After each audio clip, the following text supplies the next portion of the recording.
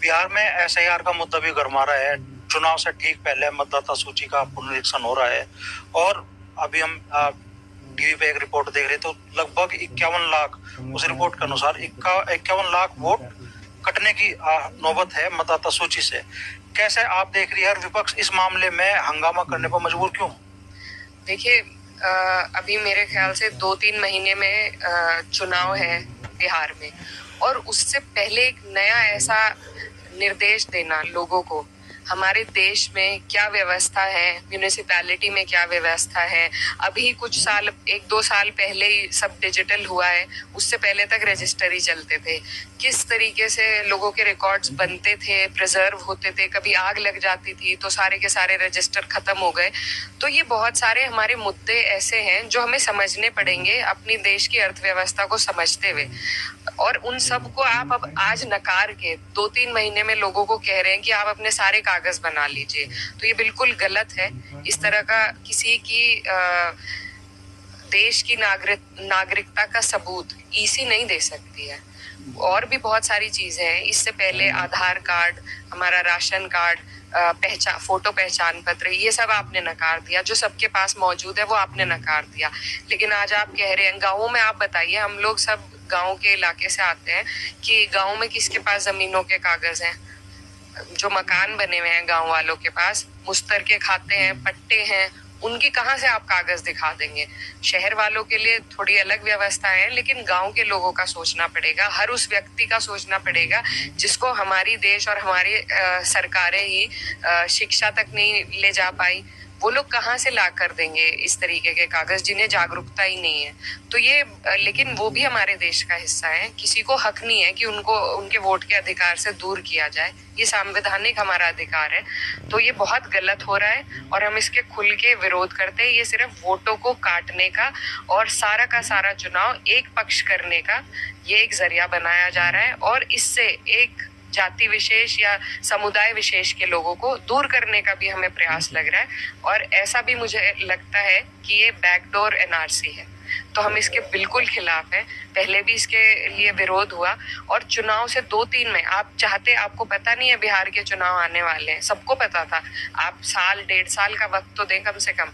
एक में अभी बीजेपी के ही कोई मंत्री हैं या विधायक हैं बिहार से, उनका हम स्टेटमेंट देख रहे थे। उन्होंने कहा कि मैं सब कुछ होते हुए मुझे 10-15 दिन लग गए अपने कागज ढूंढने में, बनवाने में। तो आप बताइए, जिनके हाथ में पूरा सिस्टम है, जो हर चीज अपनी जल्दी से जल्दी पैरवी कर सकते हैं, जब उन्हें इतना टाइम लग रहा है, तो आप हमारे देश के वैसे लोग जो अंतिम लाइन में खड़े हैं, जिन तक शिक्षा पहुंचती, न स्वास्थ्य की सेवाएं पहुंचती, जिन तक जागरूकता भी सरकार नहीं पहुंचा पाई है, वो कैसे इन मानकों को पूरा करेंगे? तो ये घोर नाइंसाफी है और संविधान पर हमला है और लोकतंत्र पर बहुत गहरा हमला है, और इसके हम पुरजोर तरीके से खिलाफ हैं। आप इसे मतलब बिहार का जो विधानसभा चुनाव परिणाम आने वाला है उसे प्रभावित करने की कोशिश के तौर पर भी देखते? बिल्कुल उसी को प्रभावित करने के लिए, वरना इतने वक्त से देखिए, अब 1 नेशन 1 इलेक्शन की जेपीसी चल रही है। बहुत से ऐसे चीजें हैं जो धीरे धीरे प्रोसेस में चल रहे हैं। अगर आपको ये करना था तो आप संसद में इस पे चर्चा करवाते, उसके बाद आप इसको धीरे धीरे सब जगह से, आपने इसमें इतनी सी टाइम लिमिट दे दी कि 1.5-2 महीने में सब अपना ये काम कर लो।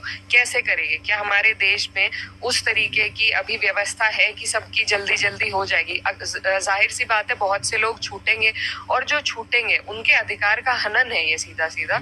तो बिल्कुल ये बहुत बड़ा मुद्दा है, और सिर्फ बिहार के लिए नहीं है, पूरे देश के लिए, क्योंकि धीरे धीरे हर जगह ये इसी तरीके से मैनिपुलेट करेंगे। पहले छुप के करते थे, अब इन्होंने इनडायरेक्ट तरीके ढूंढे हैं। और बहुत ही अफसोस की बात है कि हमारा देश मदर ऑफ डेमोक्रेसी के नाम से पूरे विश्व में जाना जाता है, और आज मदर ऑफ डेमोक्रेसी में इतनी बड़ी डेमोक्रेसी की हत्या करने का जो प्रयास हो रहा है, ये बहुत अफसोसजनक है। तेलुगु देशम पार्टी जो कि घटक है एनडीए की, उसने भी आपत्ति जताई इस मामले में। बिल्कुल, देखिए, कोई भी इंसान जो राजनीति कर रहा है, कोई भी दल जो राजनीति कर रहा है, वो समझता है कि एक एक वोट की अहमियत होती है। और बिल्कुल चुनाव से पहले अगर आप लोगों को इस अधिकार से वंचित करने के निर्देश जारी करेंगे, तो सभी के लिए ये एक घटना ऐसी है कि सभी इसका विरोध करेंगे।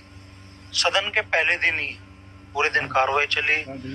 उपराष्ट्रपति जगदीप धनखड़ जी, जो कि राज्यसभा के सभापति भी थे, पूरे दिन लगभग कार्रवाई में शामिल रहे और रात के 9 बजे अचानक उनका इस्तीफा।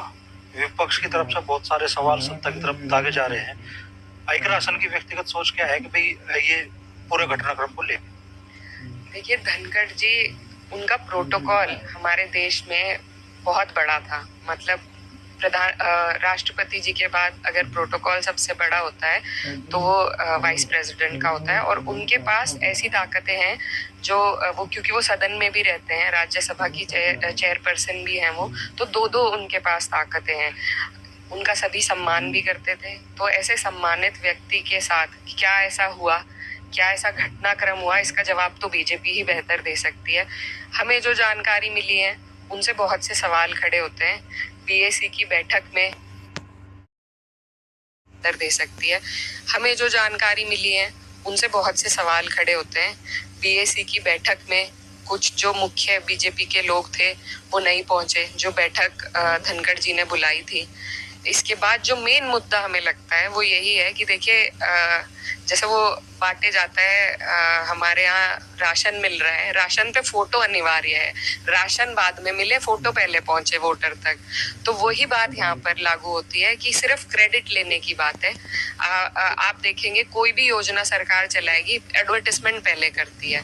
तो जो इम्पीचमेंट का नोटिस विपक्ष के सांसदों द्वारा दिया गया माननीय उपराष्ट्रपति जी को, और उनके द्वारा वो एक्सेप्ट करना, हमें लगता है कि उसी से यही चर्चा चल रही है कि उसी की वजह से बीजेपी खेमा नाराज हुआ और तरह तरह के दबाव बनाए गए होंगे, जिससे वो भी सम्मानित व्यक्ति हैं, तो उन्होंने खुद ही अपने सम्मान को देखते हुए वो शायद इस्तीफा दे गए। क्योंकि बहुत से सांसद ऐसे हैं जो मिले भी उपराष्ट्रपति जी से, उन्होंने एक दिन पूरा चलाया सदन, लेकिन उसके बावजूद उन्होंने एक अपने स्वास्थ्य की उस विषय से एक इस्तीफा लिखा। तो पीछे कुछ ना कुछ है, उनके प्रोटोकॉल का उल्लंघन हुआ है, उनके साथ नाइंसाफी हुई है, जो भी कुछ हुआ है होना नहीं चाहिए। और जिस तरीके से उन्होंने इस्तीफा दिया ये अफसोसजनक है, और इसमें भाजपा की क्या इसके पीछे वो रही ये तो वो बेहतर जानेंगे। तो हम इस चीज के भी खिलाफ हैं कि ऐसा किसी व्यक्ति के साथ होना नहीं चाहिए। वो उनके अधिकार में आता है, वो नोटिस एक्सेप्ट करें या ना करें, ये उनकी पावर है, वो किसी भी तरीके से अपनी पावर को इस्तेमाल कर सकते हैं। लेकिन शायद सरकार को ये बात नहीं पची कि क्रेडिट चला जाएगा विपक्ष के लोगों को, तो ये सारा खेल क्रेडिट का है, जिसका खामियाजा हमारे माननीय उपराष्ट्रपति को भुगतना पड़ा। तो मेरे ख्याल से यही चर्चा में है बातें, तो हमें अच्छा नहीं लगा जो भी हुआ। राष्ट्रपति जी ने इस्तीफा दिया और अगले दिन तक रात के 9 बजे उनका इस्तीफा आया। अगले दिन तक प्रधानमंत्री जी का, राष्ट्रपति जी का, गृह मंत्री जी का, किसी दूसरे बड़े मंत्री का कोई ट्वीट तक इस मुद्दे पे नहीं आया। लोगों ये बात भी खली, हालांकि बाद में पीएम मोदी जी का ट्वीट आया उस मामले जी। ट्वीट भी हमने देखा, ट्वीट में बहुत बेरुखी थी। ट्वीट में वो अपनापन, वो मिठास नहीं थी जो आप एक सम्मानित बुजुर्ग व्यक्ति को देते हैं, जो जिन्होंने अपने देश के लिए कई पदों पर रहकर सेवा दी हो। तो वो जो ट्वीट है, अगर आप उसको पढ़ेंगे तो उसमें एक बेरुखी साफ झलकती है, जो मुझे महसूस हुई। तो आप कह रही है कि भाई सेहत नहीं, सियासत वजह थी? बिल्कुल सियासत ही थी। सेहत तो वो उनकी एज के हिसाब से जितना वो कर रहे थे अब तक, तो मुझे लगता है कि वो आगे भी बहुत लंबा सब अपना पूरा कार्यकाल तो कर ही लेते। ऊपर वाला उनकी उम्र में बरकत करे, लेकिन इसमें सेहत का नहीं, सियासत का ही मामला है। कुछ दिन पहले उन्होंने कहा भी था किसी कार्यक्रम में कि वे मैं सही समय पर इस्तीफा दूंगा 2027 में। बिल्कुल, अपने कार्यकाल के बाद में।